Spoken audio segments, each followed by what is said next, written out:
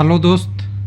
RRB CBT 1 notice जारी हो रहा था, उसमें अब मॉक टेस्ट का तीसरा एग्ज़ाम जेई के लिए जारी हो गया है। लेटेस्ट अपडेट है 3/24 के लिए 2/12/2024 का। लेकिन एक चीज़ और ध्यान रखिएगा, जो भी एलपी में आया है, चाहे क्वेश्चन पेपर शो करने की बात हो, चाहे आपका बायोमेट्रिक अनलॉक करने की बात हो, या और भी जो नोटिस आया है, वो एनटीपीसी जेई ग्रुप सी जो लेवल 1 का आने वाला एग्ज़ाम है, आरपीएफ कांस्टेबल और आज से शुरू हो गया है सब इंस्पेक्टर, ये सब पे लागू होगा। तो क्वेश्चन पेपर कहीं भी नहीं शेयर कर पाएंगे लोग, और करते हैं तो चेहरा छुपा के या एग्ज़ाम सेंटर से दूर जाके कर पाएंगे। और उतना पीछे पहले होता था, उसका मकसद ये भी है कि कैंडिडेट को भी सेव करना है। उसको कैंडिडेट को बुरा लगेगा कि मैं अपनी बात नहीं रख पा रहा हूँ, लेकिन अगर देखें तो एक शिफ्ट का क्वेश्चन दूसरे शिफ्ट में अगर ट्रांसफ़र हो रहा है और कोई बता रहा है, 2-3 क्वेश्चन भी किसी को हिंट मिलता है, तो लॉस तो पहले वाला कैंडिडेट का ही है। आरआरबी के तो लॉस क्या है, राम के जगह पे मोहन सिलेक्शन होगा, मोहन के जगह पे रमेश होगा।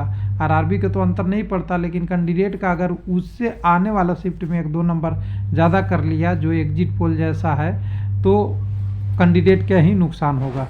लेकिन चलिए छोड़िए, वो सब चीज़ें तो लागू होगा, उसको देख लेंगे नोटिस को मोटा मोटी। पहले मॉक टेस्ट देख लेते हैं। तो मॉक टेस्ट में देखिए, यहाँ पे आपका नोटिस आ गया है, लास्ट डेट का आप देख लीजिएगा, एकदम बिल्कुल जेई के लिए आ गया है। जेई सीएमएस डीएमएस के लिए 2 तारीख डेट आप देख सकते हैं, यहाँ से 2/12/24 का है। इस नोटिस को ओपन करेंगे तो नोटिस तो है नहीं, यहाँ पे मॉक टेस्ट का लिंक ओपन हो जाएगा। और मॉक टेस्ट में जैसे आप ओपन पहले साइन अप करते थे वही है। क्वेश्चन पेपर तो बहुत सारा सिमिलर नहीं होता, खाली आपको फिमिलियर या प्रैक्टिस के लिए है। सेक्शन बाई कई हफ्तों तक आपको सही मिल सकता है, ऐसे ऐसे करके देख लीजिएगा। हालांकि इसमें मॉक टेस्ट लोग दे ही रखे हैं, जो एलपी जेई में दिए होंगे उनके लिए भी आसानी होगा यहाँ पे देना। लेकिन अब यहाँ पे समझिएगा कि इन नोटिसों पीछे पीछे नोटिस को फॉलो कर लीजिएगा, जो जो कैंडिडेट हैं जिनका ज़रूरत है। पहला नोटिस फॉलो करने की ज़रूरत है, जो एग्ज़ाम में कैंडिडेट जाएंगे उनके लिए आधार बायोमेट्रिक अपना अनलॉक कर लीजिए। अगर लॉक है तो, लॉक नहीं है तो कोई दिक्कत नहीं है, आधार बायोमेट्रिक आपने वेरीफाई कर रखा होगा। एलपी एग्ज़ाम में बहुत सारे कैंडिडेटों के साथ हुआ है, उनका आधार सही से नहीं काम कर रहा था।